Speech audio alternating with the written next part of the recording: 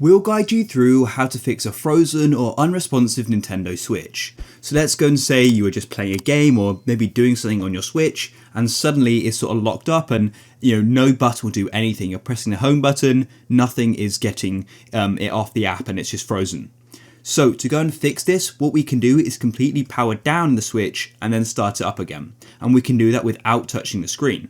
So all you need to do is come to the top of the Switch, locate the power button, and you simply need to go and hold it. So I'm going to start holding it like so. If your Switch is frozen, you won't see this screen here, so just keep holding the power button until it goes black. And then you can release the power button like so, and just give it a couple of seconds to go and completely shut down.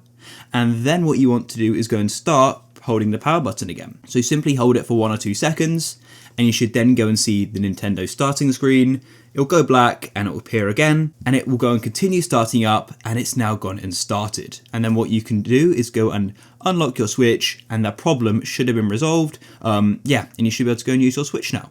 So if you guys found this useful and it solved your problem, then please consider subscribing and liking the video.